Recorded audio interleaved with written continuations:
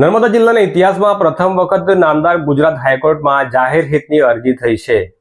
જેમાં રાજપીપળા નગરના પબ્લિક ગાર્ડનમાં નગરપાલિકા રાજપીપળા દ્વારા વ્યાપારિક હેતુથી દુકાનો બાંધી દઈ ગાર્ડનની 51,000 ચોરસ ફૂટ કરતાં વધુ જમીનનો ગેરઉપયોગ કરવા સામે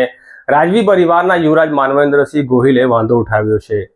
ત્યારે ગુજરાત હાઈકોર્ટમાં થયેલી આ જાહેર હિતની અરજીની સુનાવણીમાં હાઈકોર્ટે શું કહ્યું છે, અરજદારને કયા પ્રકારના નિર્દેશો આપ્યા છે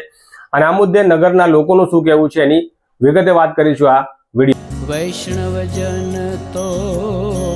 તેને કહીએ જે પીડ પરાઈ જાનાને રે। નવજીવન ન્યૂઝમાં તમારું સ્વાગત છે। બ્રિટિશ રૂલ અને એ પહેલા રાજપીપળા એક સ્વતંત્ર રજવાડું હતું જેમાં ગોહિલ વંશનું રાજ હતું। ત્યારે વર્ષ 1920માં રાજપીપળા સ્ટેટના મહારાજા વિજયસિંહ દ્વારા નગરની પ્રજાને હરવા ફરવાનો અને બાળકોને આનંદ પ્રમોદની જગ્યા મળી રહે એ માટેની એક વ્યવસ્થા ઊભી કરવાના ભાગરૂપે પબ્લિક ગાર્ડનનું નિર્માણ કરવામાં આવ્યું હતું, જ્યાં વસવાટ કરતા માછી સમાજના 62 જેટલા પરિવારોને નગરના નવા ફળિયા વિસ્તારમાં શિફ્ટ કરવામાં આવ્યા હતા અને ગાર્ડન માટેની આ જગ્યાની ફાળવણી કરતી વખતે તેમાં બિનનફાકારક હેતુ ઉપર ભાર મૂકવામાં આવ્યો હતો તેવું જાણવા મળે છે। પરંતુ દેશની આઝાદી પછી અસ્તિત્વમાં આવેલી મ્યુનિસિપાલિટી અને નગરપાલિકાના વહીવટના વર્ષો દરમિયાન ગાર્ડનની જગ્યામાં સમયાંતરે પાકા બાંધકામો આકાર લઈ રહ્યા હતા અને આવકના સાધનો ઊભા કરવાની પ્રક્રિયા શરૂ થઈ હતી। તેના ભાગરૂપે પહેલા એક ટાઉન હોલ બાંધવામાં આવ્યો, ત્યારબાદ એક સુલભ શૌચાલય બાંધવામાં આવ્યું, ત્યારબાદ એક 60 દુકાનોનું શોપિંગ કોમ્પ્લેક્સ અને ત્યારબાદ બાળકોના રમતગમતની જગ્યાના સાધનો તોડી હટાવીને ત્યાં ટેન્ટ આકારની 22 જેટલી ફૂડ કોર્ટનું નિર્માણ કરવામાં આવ્યું હતું, જેના માટે ગાર્ડનની 4,848 સ્ક્વેર ફીટ જગ્યાનો ઉપયોગ કરવામાં આવ્યો હતો। ત્યારે હરવા ફરવા ગ્રીનરી અને બાળકોના રમતગમતની જગ્યાઓનો ભોગ લઈ ત્યાં પાકી ઇમારતોનું બાંધકામ કરી દેવા સામે નગરના લોકોમાં કચવાટ ફેલાયો હતો, પરંતુ નગરપાલિકાના સત્તાધીશો દ્વારા આ કચવાટને કોરાણે મૂકીને કામગીરી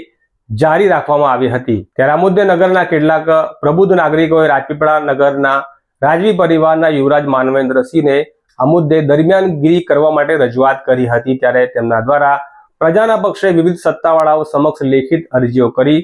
સદર બાંધકામની જે કામગીરી છે તે નિયમ વિરુદ્ધ કરવામાં આવી રહી છે, હેતુફેર કરી કરાતી હોવાના મુદ્દા ઉઠાવતા આખરે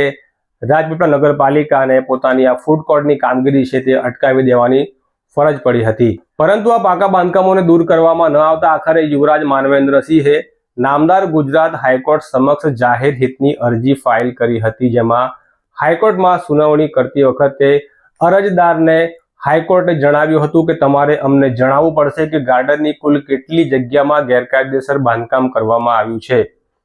ત્યારે આગળની સુનાવણી બાદ ગઈકાલે જે 13 ફેબ્રુઆરીએ સુનાવણી થઈ ગુજરાત હાઈકોર્ટમાં, એમાં જે અરજકર્તા છે યુવરાજ માનવેન્દ્રસિંહ, તેમના દ્વારા એફિડેવિટ ફાઇલ કરવામાં આવ્યું છે અને એ મુજબ ગાર્ડનની અંદર એક ટાઉન હોલ, 2 સુલભ શૌચાલય, એક 60 દુકાનોનું શોપિંગ કોમ્પ્લેક્સ અને 22 દુકાનોનું ટેન્ટ આકારનું ફૂડ કોર્ટ એમ મળી કુલ 51,220 જેટલી સ્ક્વેર ફીટ જગ્યામાં પાકું બાંધકામ કરાયા હોવાની એફિડેવિટ સાથેની માહિતી તેમણે નામદાર હાઈકોર્ટ સમક્ષ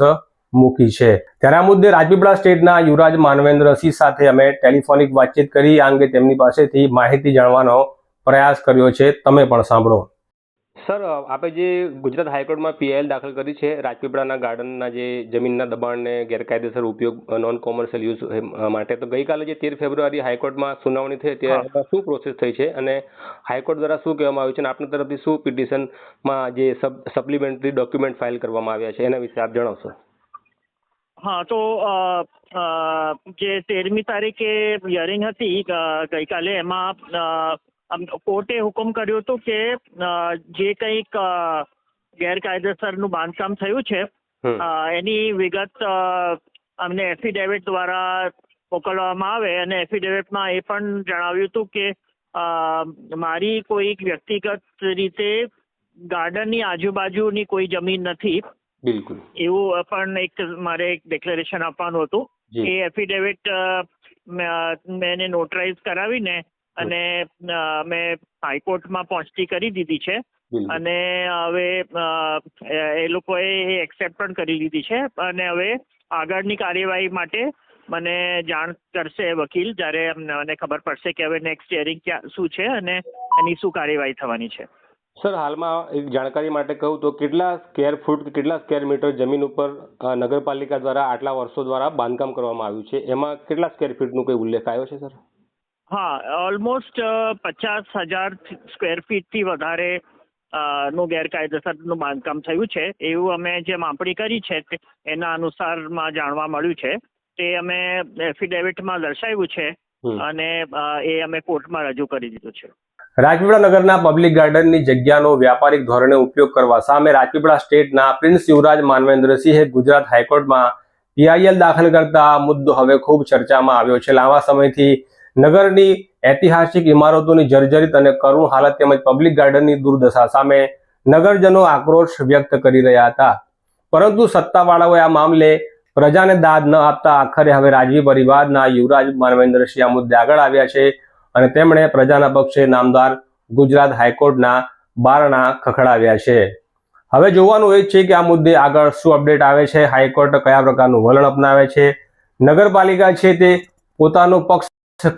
મૂકે છે અને આખરે એમાં શું ચુકાદો આવશે, એ તમામ મુદ્દાઓ જાણવા અને સમજવા માટે અમારી આ નવજીવન ન્યૂઝની ચેનલ સાથે જોડાયેલા રહેજો અને આ વિડીયોને વધુમાં વધુ શેર કરજો. ફરી મળીશું એક નવા વિડીયોમાં.